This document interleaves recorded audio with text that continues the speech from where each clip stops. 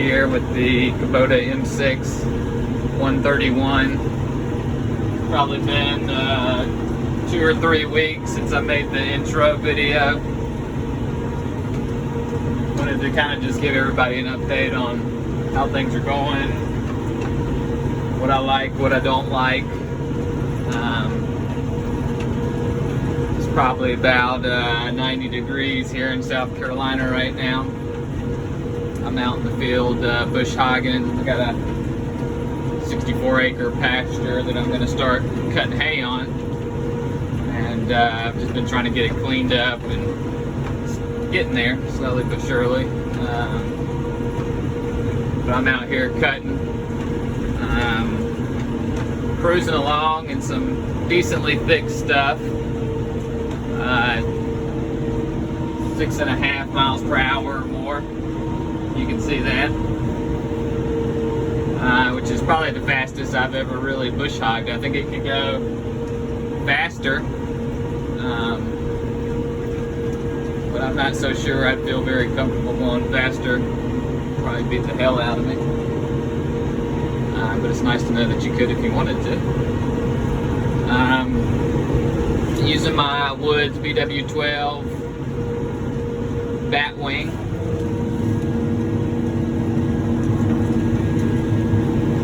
Like I've said before, I just like the 12-foot Batwing for the majority of what I need to bush hog. It allows me to get around and into the pastures and whatnot. 15 would work, but it's just a little wider than I'd like to use all the time. However, out here in a 64-acre pasture, I'd love to have a 15 or a 20-foot bush hog, but I probably wouldn't be rocking and rolling at 6 or 7 miles per hour either. So since the first video, one thing that I discovered that I really was disappointed in was the stock lights on this machine. I mean, I know they weren't LED or anything, but I guess I really just was hoping that they would be just really good halogen type lights. But I do a lot of work at night because I have another full-time job.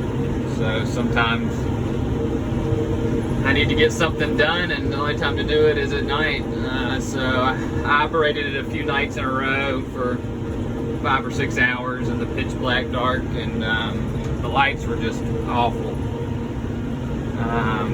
You know, I think when you start getting a machine of this size and caliber, an LED light should come standard. But if they don't come standard, at the very least, they should have an option for LED lights. So all I had was the standard headlights, along with the upper work lights in the front and the upper work lights in the rear. I had ordered the mid-mount lights for the front and the mid-mount lights for the back. They had not come in when I was doing all that work, so I'm sure that would have made a difference. But just knowing how those lights are, all of them are the same. The work lights are all the same, regardless of where they are on the tractor. They all suck. But it's better than no lights. So I did find some LED stock replacements. I think it was at tigerlights.com. I'll have to look it up, but they're like 3200 lumen LED lights that are supposed to be just plug and play for your stock Kubota lights. So I ordered those, installed them all around, so now I have 8 LED lights on the tractor, and man, does that make all the difference in the world. I could get back out here and bush hog at night if I wanted to and have plenty of visibility, which is kind of what I'm used to So anyways, that was kind of a disappointment. The lights, which I guess is a relatively minor disappointment, which is good because I can fix it myself, but it's bad in the sense that it's so minor that you would think Kubota would take care of that from the factory. So Kubota, if you're listening, at the very least give us an option for some LED lights on here. So the second thing that I discovered that I really didn't like was the skid steer quick attach on the loader. The pins, and I have a video of this. I'll try to splice it in here, somewhere right here.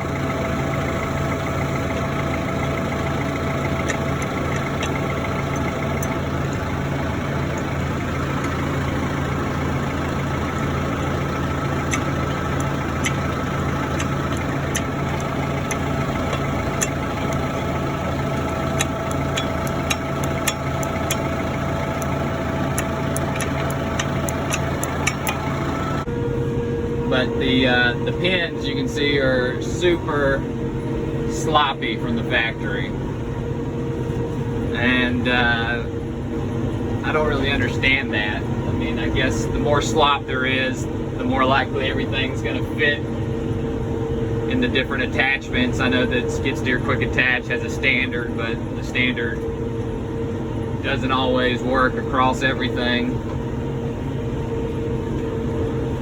So, you know, I can understand, I guess, a little bit of slop, but it just had a lot of slop. You know, even with the Kubota bucket on, you could see when I went to shake the bucket, you know, get the dirt out of it or manure out of it, when I shook the bucket, you could see the pins just bouncing around in the locked position. So I feel like there's a little bit of a design flaw there. And if I knew that going into it, I probably would have gotten the Euro hitch for this loader, even though basically every attachment that I have, and I probably have 12 or 15 loader attachments, they're all skid steer quick attach. But I could have gotten an adapter and you know, slowly sold my skid steer quick attachments and replaced them with the Euro hitch, or I could have cut the skid steer quick attach hitch off of the attachments and put a Euro quick attach on there instead. I've never used one of those, but I just would assume that they're a little bit more substantial and less room for play than a skid steer quick attach. So what I ended up doing to fix a lot of the slop,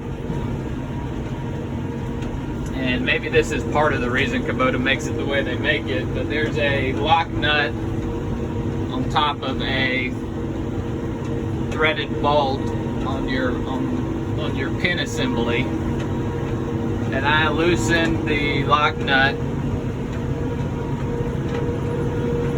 much as I could so that it would allow the pin to sit further down. And beneath that lock nut is a square metal fitting that the handles bolt into, and beneath that square fitting is the spring assembly that's sitting on top of the pin. So I put a spacer at the bottom of that block in between the block and the spring assembly, which helped take some of the slop of the pin out because it increased the tension that was always on the pin.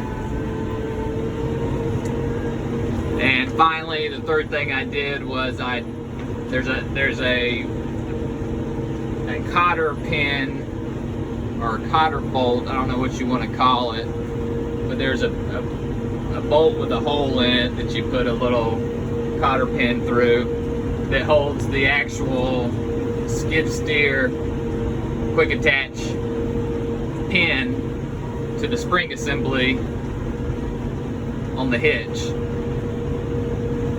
And that cotter bolt was probably a 1/16 or an 1/8 too small in diameter, which allowed for there to be a lot of movement there as well. So I replaced that, and I'll show you the other video now of the amount of play that's in the skid steer quick attach after I did all that, which I'm a lot happier with.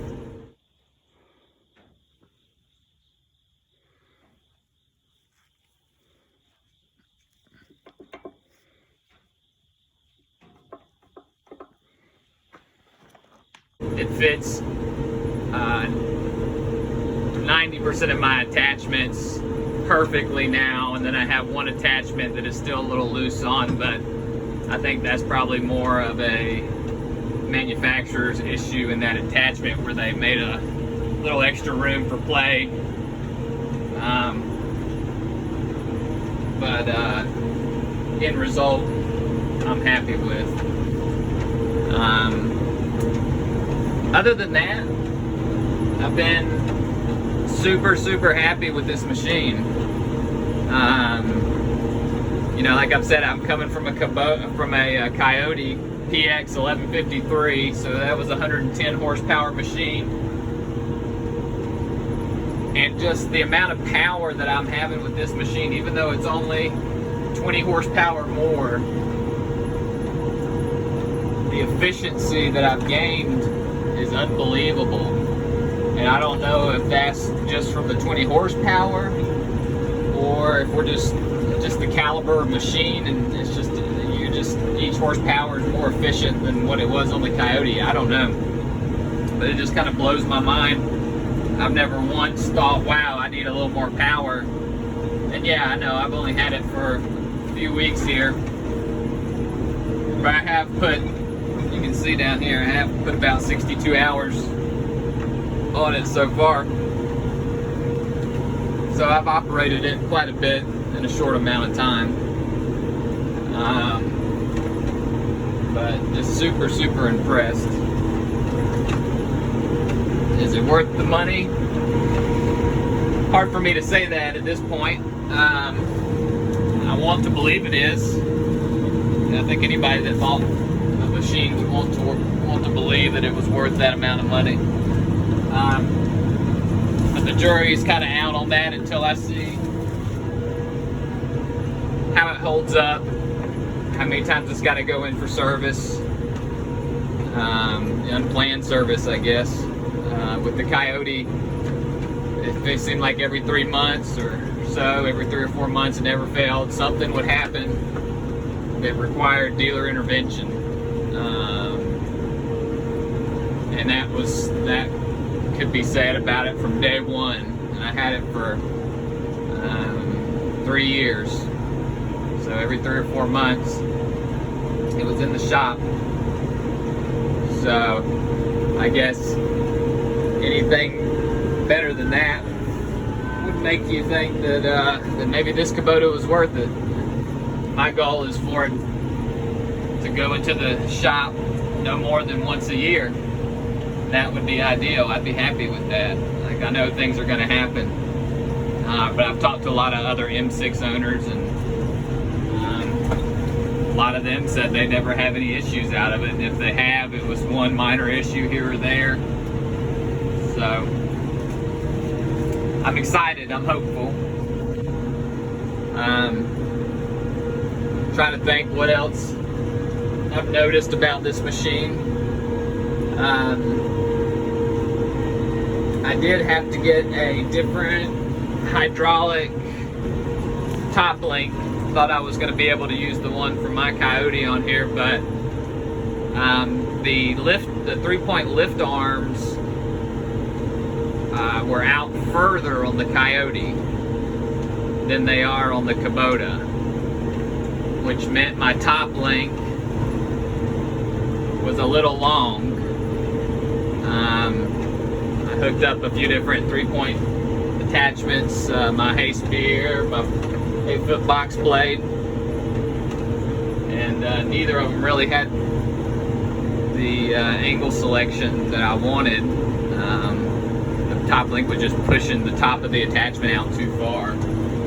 So I couldn't even, on my box plate, I couldn't even get the teeth into the ground because it was already kind of sitting more level instead of angled where the teeth would want to dig in. And I couldn't get my round bales to have much of an angle when I lifted them up. So if I hit a bump or something, they'd want to try to fall off the hay spear.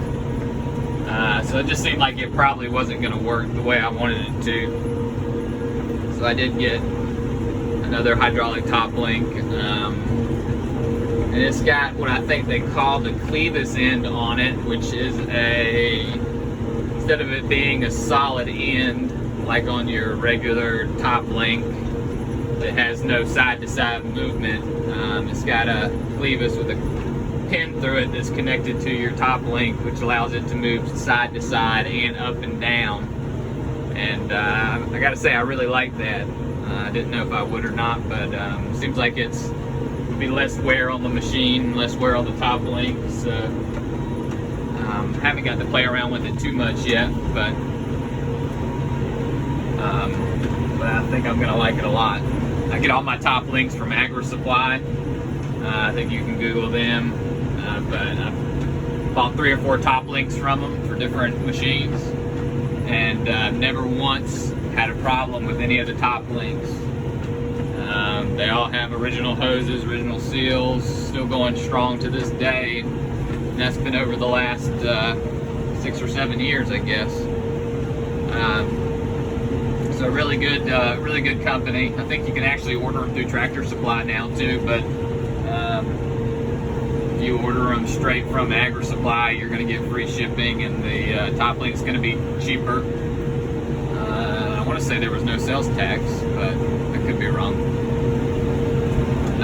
But back to the shorter arms on the Kubota, the 3-point hitch, the lower arms.